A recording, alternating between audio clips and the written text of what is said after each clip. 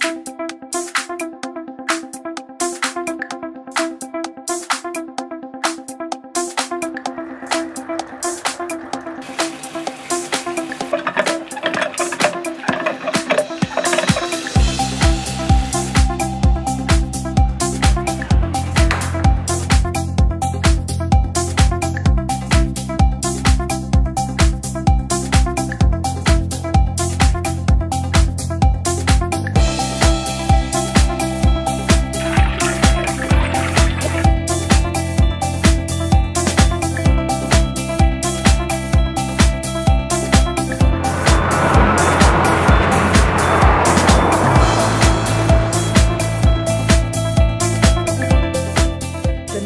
municipality of San Felipe proudly sits on the central part of the province of Zambales, covering an area of 11,160 hectares, a fourth-class municipality with a population of 22,653 with only 11 barangays. It is one of the smallest in terms of land area, population, and revenue in the province, with farming and fishing as the main industries and meat processing as its secondary industry. One of our barangays is Barangay Apostol, a population of 1,773 covering 804 hectares with primary source of livelihood of farming, retail store operations, tricycle transport operation, with a number of commercial establishments consisting of a hotel, bar and restaurant, laundry shop, drugstore, apartments, and leasing stalls. Our people has a deep reverence to the Almighty through the intercession of our patron saint, the Apo San Roque.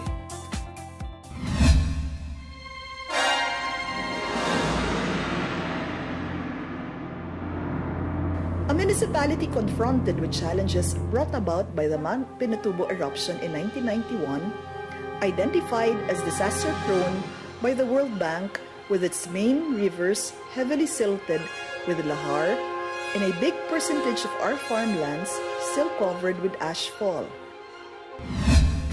The road ahead may be long and winding, but we are willing to take the challenge to pursue our dreams, to transform our barangays to model communities, and for us to be able to develop among our people a deep sense of pride, discipline, care and concern for our town and the world around us. Nung naupo ako bilang punong barangay noong taong 2010, pinagtuunan namin ng pansin ang kalinisan at kaayusan sa kapaligiran. Kung paano maging disiplinado ang mga mamayan at higit sa lahat ang pagbibigay ng tamang impormasyon ukol sa sanitasyon. It was in the year 2010, with our firm determination to make a turnaround for the sleepy town of San Felipe, that we launched a pioneer program, the Solid Waste Management Program. Starting with our local and barangay officials, we had the firm resolve to make solid waste management attitude a way of life in every San Filipinian. Segregation was a tall order for all. Recycling was seriously disseminated. Zero waste was the target, and processing and income generation and livelihood from garbage was strongly encouraged. Thus, the launching of the search for the Modelong Barangay and 3 Modelong Poroks each month starting January of the year 2012, with the best for the year to be awarded the Modelong Barangay and the 3 Modelong Poroks for the entire year. The main criteria are as follows: compliance to the Solid Waste Management Act with emphasis on waste segregation, setting up of materials recovery facility in every barangay, waste collection in the barangay level, massive information education campaign on health, nutrition and sanitation, setting up of vegetable gardens, reading centers, and targeting a total access to clean, safe, and potable water supply and sanitary toilet by every household. Tinanggap ng kabarangayan ko ang hamon at bilang hakbang na pag-usapan namin ang mga sumusunod. Bawat kagawad may kanya-kanyang purok assignment, no segregation, no collection policy. Door-to-door collection of segregated waste, Tuwing Lunes at Biyernes ay nabubulok. Tuwing Merkulis ay di nabubulok at tuwing Sabado ay blowaways. Lahat ng mga daycare na bata at kanilang magulang ay turuan ng tamang paghuhugas ng kamay. Pulungin ang mga miyembro ng Samahang Sambalinya, San Felipe, Barangay Apostol Chapter at sila ang mag-isip ng mga livelihood na pwedeng pagkakitaan sa basura. Mag-operation linis ang lahat, matatanda, kabataan, kalalakihan, kada Sabado sa ganap na 5 ng umaga. Tumawag ng General Assembly at imbitehin ang Solid Waste Management Officer at ang Rural Health Doctor at Nurses upang magbigay dagdag kaalaman sa bawat mga kabaranggayan tungkol sa solid waste management at mga programa pang nasyonal at lokal. Sundin ang programa ng Department of Health na Abakada kontra dengue at ganon rin kontra malaria. Mag-isabay sa programa ng aming mayor na target Zero Dengue Incident for San Felipe. Magbuo ng mga vegetable gardens sa bawat purok para maging source ng pagkain ng mga nangangailangan. Maglagay ng mga learning centers kada purok para doon mapag-usap-usapan ang mga kaalaman tungkol sa kalinisan at para-paraan para matupad ang mga hamon. Magtayo ng vermicompost beds para sa bawat purok upang ang mga nabubulok na basura ay magawang pataba sa mga tanim ng purok. Magbalangkas ang mga bagong ordinansa na maglalayon na pagtibayin ang mga programang pangkalusugan at pangkalikasan. Hinikayat kami na araw-araw ay maglinis ng aming bakuran, ang mag-segregate at iwasan ang paggamit ng plastic. Sama-sama ang mga kababaihan sa paggawa ng maproduktong livelihood mula sa basura. Ang mga kalalakihan naman ang bahala sa pagpapaganda at nag-volunteer sa pagtatanim at pag-aalaga sa vegetable garden. Sila na rin ang bahala sa vermi para gawing pataba. Nakakatuwa dahil pati kabataan ay nagbobolontaryo sa paglilinis. Na-inspire kami sa proyekto ni Mayor Fariñas pagkaupo pa lang niyang bilang punong bayan, kauna-unahang itinayo niya ang public restroom sa liwasang bayan. Kasunod nito ang pagpapaayos ng restroom sa public market at ang bagong restroom sa auditorium. Dito na namin sinimulan ang pagpapatupad ng programa ng lokal na pamahalaan sa aming barangay. Ang target, 100% household with sanitary toilet at 100% household with access to safe water. Ang Barangay Apostol noon ay salat sa kaalaman tungkol sa sanitasyon. Maraming pagkakataon na nakakaligtaan ang mga programa dahil na rin siguro sa mga pang-araw-araw na gawain. Sa tulong ng aming mahal na mayor, ang mga programa ng munisipyo ay niyakap ng Barangay Apostol. Sila punong Barangay Rico, mga barangay councils at buong barangay ay tulong-tulong na naglinis, ayusin at gawing maganda ang barangay. Nagkaroon ng mga information education campaign patungkol sa proper hand washing at mga programa ng ating lokal na pamahalaan tulad ng solid waste management, Target 100 Zero Dengue Incident, Malaria-Free San Felipe, Smoke-Free San Felipe at Nutrisyon, na kung saan itong mga programang ito ay patungkol sa kalinisan at kalusugan. Bumaba ang bilang ng mga nagkasakit na dulot ng maruming tubig at maruming palikuran. Unang sinimulan ang Information Education Campaign. Kinausap ang mga barangay health workers at health volunteers. Kailangang ipaunawa sa bawat kabaranggayan ang kahalagahan at pagkakaroon ng malinis at maayos na palikuran o toilet. Sumunod ay bumuo si kapitan ng mga grupo na susuyod sa bawat bahay sa loob ng barangay para alamin kung sino pa ang walang toilet. O kung meron man ay alamin kung ito ay naayos sa standard. Sa mga bahay na walang toilet ay nalalayan sila sa construction. Sa tulong ng aming mayor, sinuportahan niya ang pamamahagi ng inodoro. Kaming mga opisyal naman at mga residente ang nagtulong-tulong sa pagpapatayo. Ito naman ay sinuportahan rin ng Barangay Council dahil sa halos 1/3 ng 20% Development Fund sa nakalipas ng 3 taon ng barangay ay nakatuon sa environmental development. Kaya naman, sa loob lamang ng 3 taon mula 2011, unti-unti ay natupad ang mga sumusunod.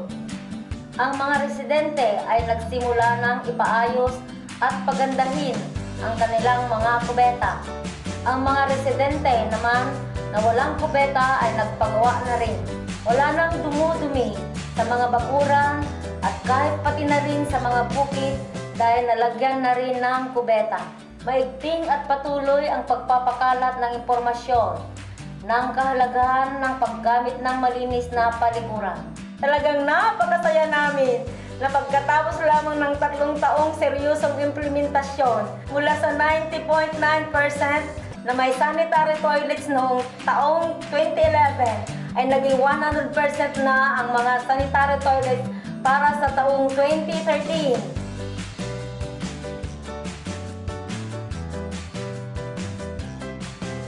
Pero di pa natatapos diyan ang kasiyahan dahil may isa pang problema ang kailangan pagtuunan ng pansin at ito ay paano masisiguro na ang bawat mamayan ng barangay ay may malinis at ligtas na inuming tubig. Bagamat ang majority ay nakakabit sa malinis na supply ng tubig mula sa San Felipe Water District at ang ilan naman ay may kakayahang makabili ng inuming tubig, meron rin talagang dinaabot ng malinis na inuming tubig. Ito ang naging dahilan para mapagplanuhan kasama ang mga barangay officials at mga kabaranggayan kung paano masisiguro na talagang safe ang iniinom naming tubig. Umiikot ang mga barangay council kasama ang barangay health workers at barangay nutrition scholars para i-check up ang mga sumusunod. Kung ang daluyan ng maruming tubig ay mas mababa sa source o pinanggalingan. Kung ang daluyan ng tubig ay may tamang drainage system o septic tank upang masiguro na hindi naiipon ang mga lugar na pwede pa pagbahayan ng lamok na dengue o malaria. Naitis ang tubig na inigib mula sa bomba sa pamamagitan ng waterin or hyposol na siyang pinamibigay ng sanitary inspector sa mga barangay health workers sa ilalim rin ng programang pangkalusugan ng punong bayan. Para sa humihiling ng mga clearance para sa pagpapatayo ng gusali o bahay, ipakita ang plano, ang septic tank ay matatagpuan sa mas mababang lugar kumpara sa tubo ng daluyan ng tubig. Pagsusuri ng health profile ng barangay, ang mga tahanan na kinikitaan na may residenteng nagkakasakit ng gastroenteritis o iba pang sakit na may kinalaman sa tubig ay pasyalan at inspeksyonin kung ang iniinom na tubig sa loob ng barangay ay may kinalaman sa pagkakasakit.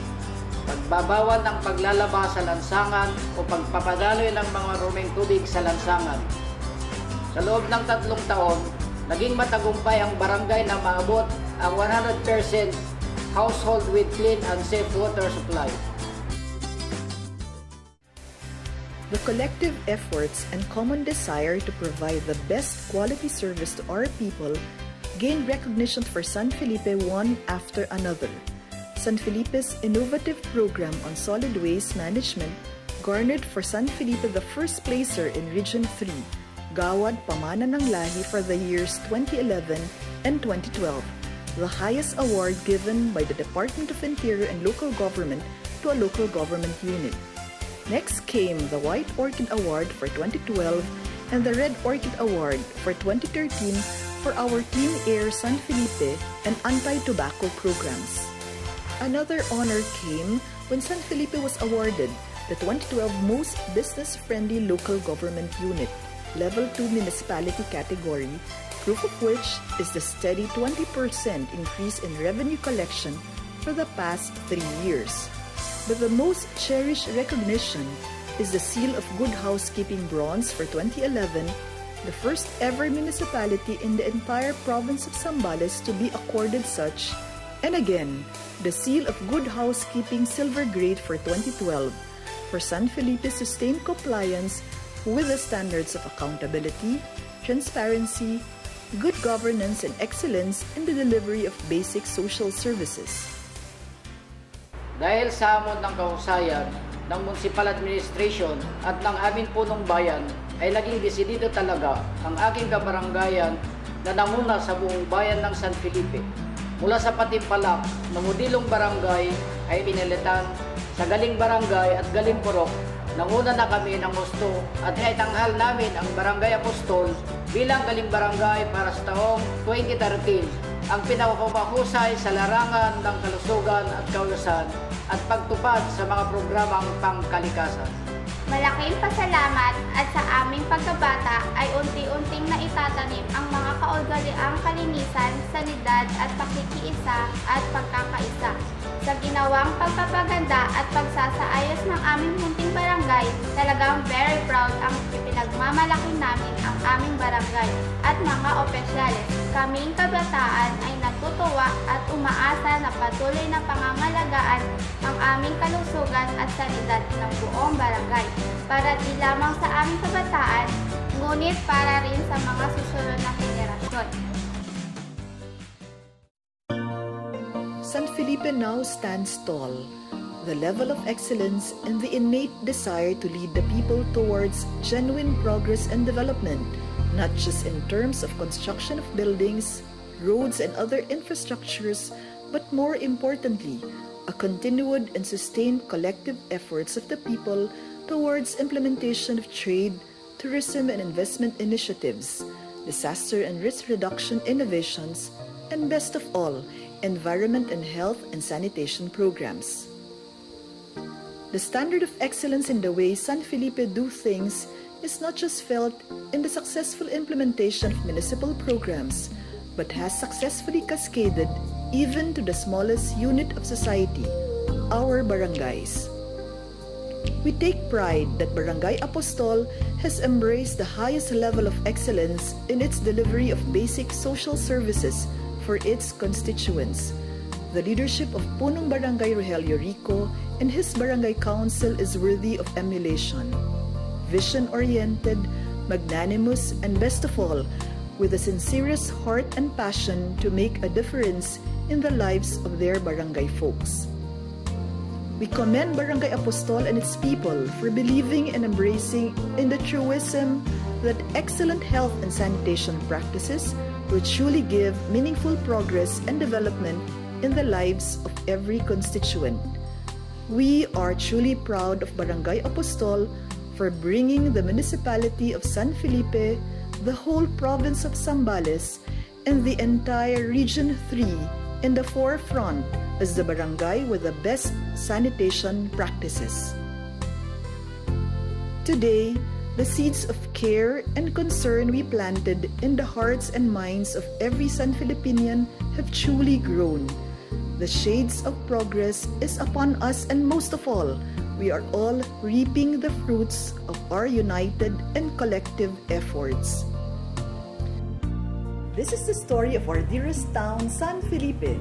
This is the story of my beloved people. Ito po si Caroline Senador Fariñas, Municipal Mayor ng munti at mahal naming bayang San Felipe. Maraming salamat po at pagpalain nawa tayo ng dakilang lumikha.